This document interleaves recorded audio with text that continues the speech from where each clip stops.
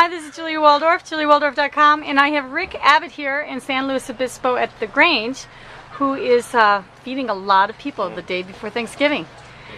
So, how many turkeys did you cook? We prepared and cooked 130 turkeys. All right, and how many meals have you made? We've prepared food for approximately 2,000 meals. Okay. So far it's 3 o'clock in the afternoon, and so far we've fed about 1,500 meals. So in the next couple of hours we should feed another 500 meals. Okay, great, good. And so where does this all go to? How all the people that are eating are just the community, or? You know, we expand. It really started 42 years ago. Maxine Lewis, the local woman, decided that people needed to have Thanksgiving dinner for those who were homeless or who were less fortunate. And so she started Grassroots to annual Thanksgiving community dinner. And it has expanded and been going for 42 years. And it really is intended not only to help those who are less fortunate as far as the homeless, but also those that just don't have other people to spend Thanksgiving with. And so we get a lot of people who live by themselves or who, you know, an older couple that might come because they don't have anyone to spend Thanksgiving, and we invite them to sit around the table and break bread together and enjoy the experience of community. And that's part of it. I think there's even a bigger part in one way, and that is of all the volunteers that come out.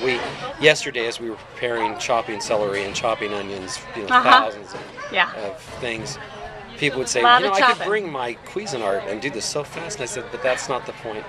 The point is to sit across the table and to chop onions with your neighbor. And to experience that with your children.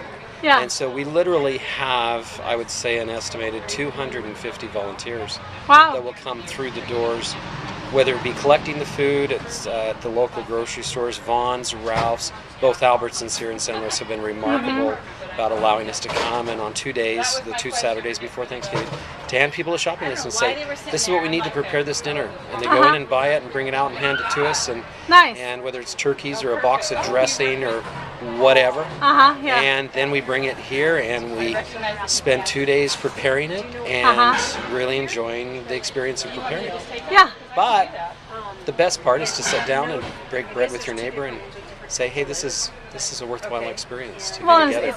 It's a total worthwhile community that every community actually does, probably at some level, and you guys are at the grassroots. Exactly, and it really is. And what's the organization again? Grassroots 2. Grassroots 2.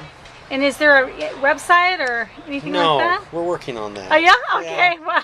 You know, it's such a fundamental group that literally this is the biggest public thing that's done by this group every year. And it gives a face to the organization. Normally, during the course of the year, they have people that, you know, fall through the cracks of other organizations. And so those organizations will call up Peggy Fowler, the director, and say, can you help these people? And she can, because, you know, her hands aren't tied by anything, and so she can help whoever's in need and doesn't have to worry about whether or not they can, you know, they meet some standard.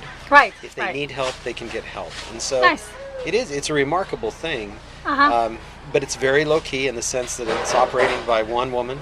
They used to have an office, and then they decided spending $10,000 a year on an office that could feed a lot of people. And so they got rid of that and just have a cell phone, and so it's very, very, very low key. Okay, great. Because the money goes, and the food and everything directly that's done to the people. People in need. Great. Well, thanks, Rick. And you're welcome. What are you thankful for? I am thankful for community. I'm thankful to come every year and to see the goodness in people. And to know that the rising generation really does care. When we were collecting food, one of the things that some of the people are older that help collect the food, and some of them are younger. But the comment that was made by the older people was how generous the young people were that came. And they said, well, you know, one young man walked in, came out with 2 great big turkeys, all the things we needed on the shopping list, and dropped $100 into the can to buy more turkeys, you know. And they were just overwhelmed, because usually you think of young people as being self-centered, and, you know, these are great group of people coming up. Young people are very generous. They're not materialistic at all, and they're very generous from what I can see of it. I agree with that, and that's been that's been a really wonderful thing to see. Yeah. You know, Yeah. it really increases your faith in the next generation. Yeah. That's good. That they're going to take over for it, because I'm tired. Yeah. All right. Thanks so much, Rick. Have a good You're turkey welcome. day. Thank you, and happy Thanksgiving to you. All right. Ciao, ciao.